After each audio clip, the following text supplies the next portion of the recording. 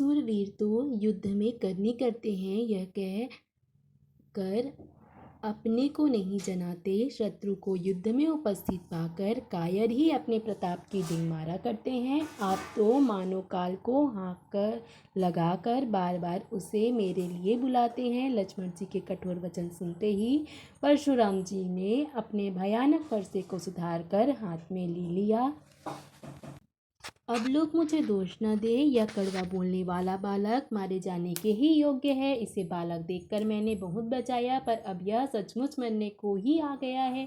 विश्वामित्र जी ने कहा, अपराध क्षमा कीजिए। बालकों के दोष और गुण को साधु लोग नहीं गिनते। परशुराम जी बोले, तीखी धार का कुठार, मैं दया रहित और क्रोधी, और यह गुरुद्रोही और अपराधी मेरे सामने उत्तर दे रहा है। इतने पर भी मैं इसे मारे छोड़ रहा हूँ।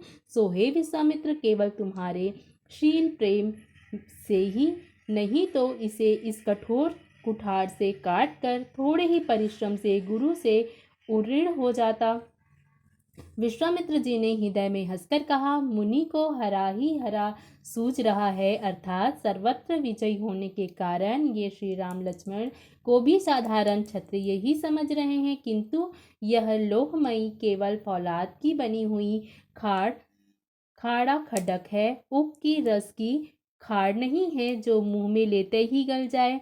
खेद है, मुनि अब भी बेसमझ बने हुए हैं, इनके प्रभाव को नहीं समझ रहे हैं। लक्ष्मण जी ने कहा, हे मुनि, आपके शील को कौन नहीं जानता, वह संसार भर में प्रसिद्ध है। आप माता पिता से तो अच्छी तरह उऋण हो ही रह गए हैं, अब गुरु का ऋण रहा, जिसका जी में बड़ा सोच लगा है, वह मानो हमारे ही मत्थे काढ़ा था। बहुत दिन बीत गए, इससे ब्याज भी बहुत बढ़ गया होगा। अब किसी हिसाब करने वाले को बुला लाइए तो मैं तुरंत थैली खोलकर दे दूं। लक्ष्मण जी के कड़वे वचन सुनकर परशुराम जी ने कुठार संभाला। सारी सभा हाय हाय करके पुकार उठी। लक्ष्मण जी ने कहा, हे भृगुश्रेष्ठ, आप मुझे फरसा दिखा रहे हैं, पर हे राजाओं के शत्रु, मैं ब्राह्मण समझकर बचा रहा हूँ। आपको कभी रणधीर बलवान वीर नहीं मिले? हे ब्राह्मण देवता, आप घर ही में बड़े हैं, यह सुनकर अनुचित है कहकर सब लोग पुकार उठे। तब श्री रघुनाथ जी ने इशारे से लक्ष्मण जी को रोक दिया।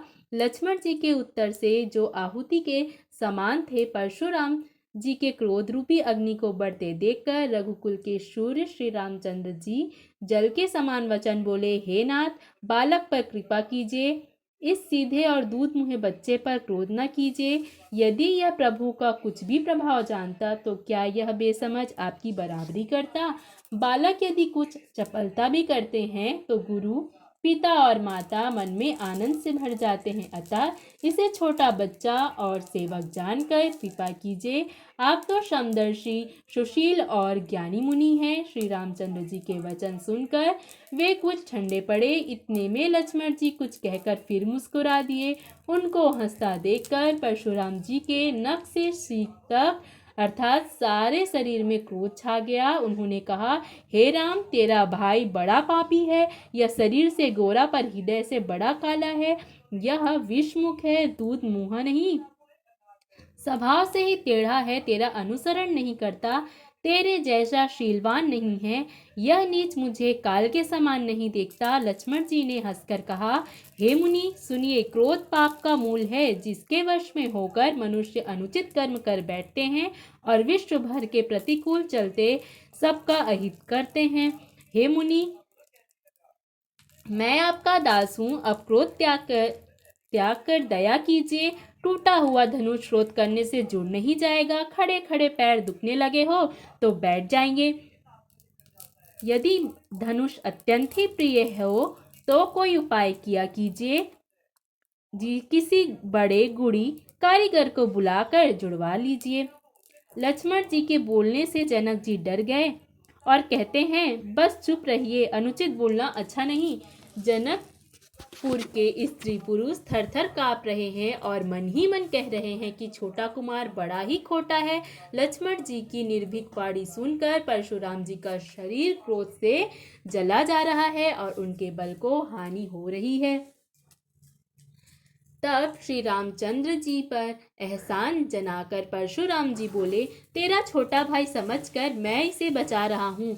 यह मन का मैला और शरीर का कैसा सुंदर है, जैसे विष के रस से भरा हुआ सोने का घड़ा। यह सुनकर लक्ष्मण जी फिर हंसे। तब श्री राम जी चंद्र जी ने तिरछी नजर से उनकी तरफ देखा, जिससे लक्ष्मण जी सकुचाकर विपरीत बोलना छोड़कर गुरु जी के पास चले गए।